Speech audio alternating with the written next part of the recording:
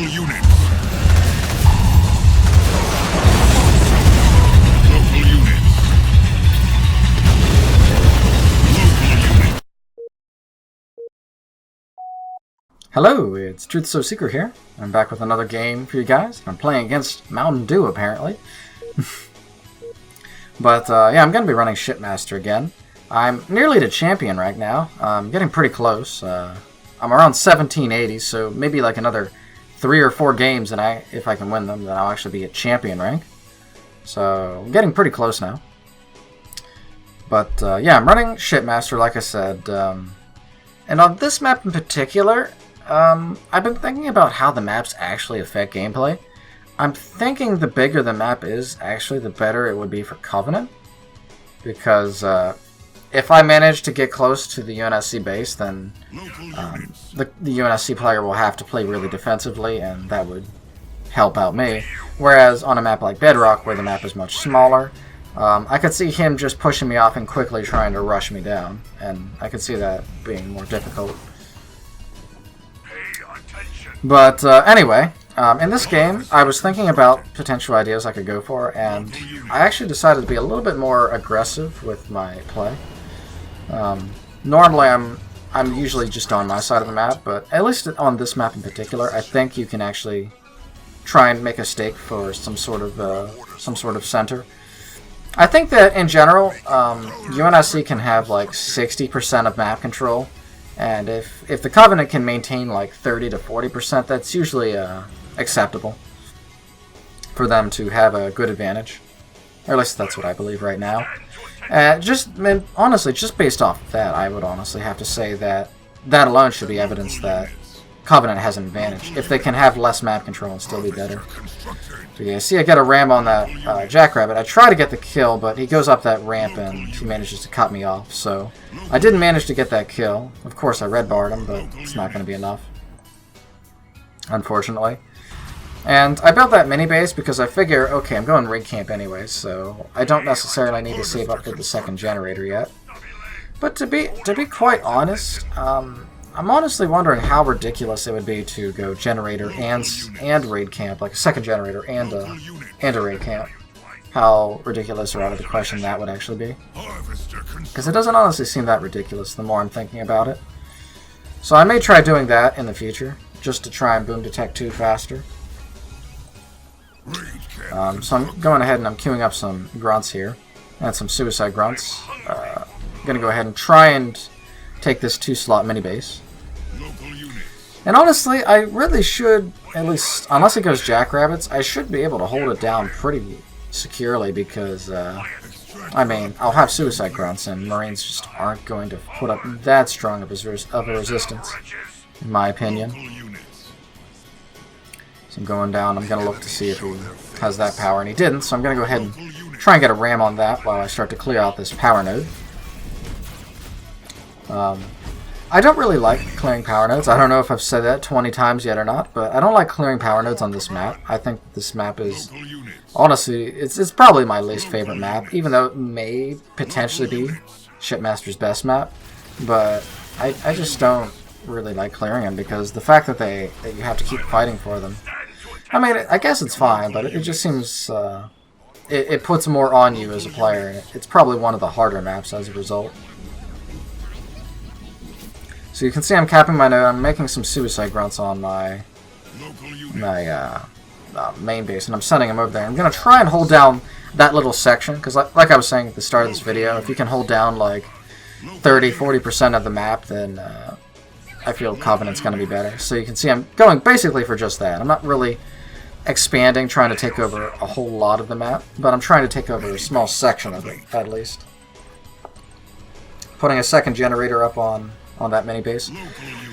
For a while, I was even talking with my friend Elias about this, is where you should actually put your second generator, because honestly, no matter where I put it, unless it's on the main base, it seems like it's always going to be hard to actually keep control of it, especially on this map, because since it's a mini base, it's going to be a very appealing target for the UNSC to go after, which is not desirable, of course. So I'm not exactly sure where you should actually aim to put it. But you see I put it on that mini base there, but honestly, I mean, I don't know. I think maybe actually just putting it behind your base may actually be the best solution, just because it's so far. But at the same time, of course, there's always two sides. At the same time, by putting it so far away, if he goes for the mini base there, that means he's not hitting my main, which that could be another potential plus. And I could see that being another thing to consider. But yeah, you see I got some Sui Grunts into him there, and I was able to get some of his troops. Going to queue up some Rangers here. Accidentally queued up some Sui Grunts. And I have a double Foundry. I'm not sure about that, because I already have a double Raid Camp, and I'm definitely not going to be able to produce out of all of them.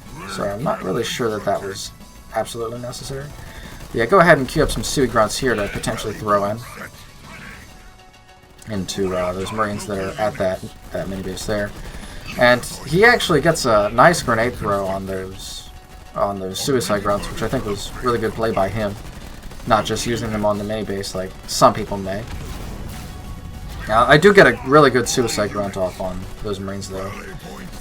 See, he tried to grenade throw him, but the Marines just, I guess, just went full idiotic mode and just missed completely. I have a Suicide Grunt out in front now, trying to make him go around, but I'm kind of worried he's going to get sight. I thought about using teleport, but at this point I just decided not to. But yeah, I have a Ranger showing up now, and I have another one training, so it should be showing up as well. I do have delays on my main. That's something I could have done better. Tried not to have that. I was kind of preoccupied with this whole situation. But yeah, I should be building right now. It's something I could have done better. Yeah, he does manage to destroy this base. These two Rangers are, of course, more than enough to deal with at least those Marines. But I see he has a Hornet now, so I'm going to go ahead and queue up some Reavers. And just keep making some anti-infantry and whatnot. I thought about using Extract or using the Teleport. I decided to use Extract. I think, honestly, they're relatively the same cost. I mean, of course, obviously they're not, but I feel like since power is more valuable than supply, usually, I consider them about the same cost. And since I managed to get a heal as well, I think that was relatively worth it. So I have some Reavers training because, obviously, he has Hornets. And I'm going to keep throwing in Rangers and some Locusts, because Locusts are OP, despite what people keep saying. So he has a Sniper, but again, I mean, once you have the Locust and Reaver Ball, it's kind of hard to honestly deal with it, in my opinion, because when you combine the Locust and Reaver Ball, Locust, Reaver, Ranger Ball with Teleport, honestly, at that point, it becomes ridiculously broken, because you just outmaneuver your opponent completely. And I know that's what Shipmaster's supposed to do, but he just does it way too well. But yeah, like you see, like I have like 4 Reavers here, and he's not even able to break through with Hornets. Honestly, just putting Reavers in your army just completely stops Hornets. There's really nothing that air can do against them. See, he's trying to get that Nightling Gale away, so I'm going to go ahead and jump these guys over and stop that. And start to cap that node as well. And after I kill that Marine, I'm probably, I guess, just going to head back and go for that mini base. I have some Rangers over there, so even though he has a barracks, there's nothing to worry about. If he pops the Cyclops out, I'll just aim it down. And yeah, at this point, I'm basically just going to push straight up to his side, because I want to keep the pressure on his side of the map, because, like I said, I mean, if you can manage to keep them on defense or away from your base, specifically just so he's not hitting me, the best offense is the best defense. But yeah, as long as I keep him away from me, I'm going to be very satisfied. And since I have building killers, he really has to address me. I guess I'm going to go to the middle first and try and come down from there, because I think maybe I was suspicious if he had an Expo. I think that's what I was thinking at the time. I saw him back away, so I thought, okay, I can take out the middle because he's not coming to the middle. But of course, right as I'm taking out the middle, he comes anyway. I don't know if he saw me through Garrison or what, but I was thinking about which one I should use here, Spirit Support or Spirit Assault or Displacement, but I figure this Spirit Assault is going to be totally fine. I thought it would be okay at least, because it looked like I was fighting his army pretty good here. I haven't lost a unit since the initial engagement. I see he drops down some ODST squads here, so I know I'm going to definitely lose some units now. So I go ahead and drop down the Spirit Assault. I'm going to try and have my Reavers and Locusts head to the back, because I don't want them getting aimed down necessarily. But like you can see, like especially with that support, I'm just mowing through his units here, and he's not going to be able to hold much longer here. See, they're just kind of falling one after another.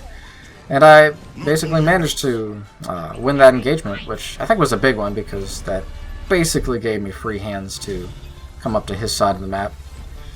Honestly, I could have just went straight up through the front to his main, but I always like coming around the back like this because I think it's a better entry point, and I didn't see any reason to go against coming up that way. I didn't see a need. So I'm just going to come up around the back here. See, I'm sitting on 75, 80 pops, and my pop is definitely good. I'm looking to buy some mini bases just to kind of keep expanding in the event that he would somehow push me off. That's something you always need to remember to do. Even if you think you're winning, or if you are winning, you need to remember to keep expanding until you're until the game's over, basically. Until it says victory and the game is over, you really shouldn't stop. Because you could have missed something, and if you miss something and it's big and you stop building, you could... I've had situations come where it's basically almost game-changing, if not game-changing. You see, I have some locusts just sitting right in the range so they can shoot because they're broken. And as soon as I see his guys start coming, I'm going to start pulling them back and having my rangers start aiming them down. And shooting with my locust from the back. And basically, he's not going to be able to stop me because you can see, like, this army composition, in my opinion, is just way too strong. So he goes ahead and he self-destructs now. He realizes he's not going to win, and that is going to wrap up this game. So I hope you guys enjoyed. I'll probably be doing either more Shipmaster or more Consano gameplay in the future. We will see. Until then, I will see you guys in another one. So take care.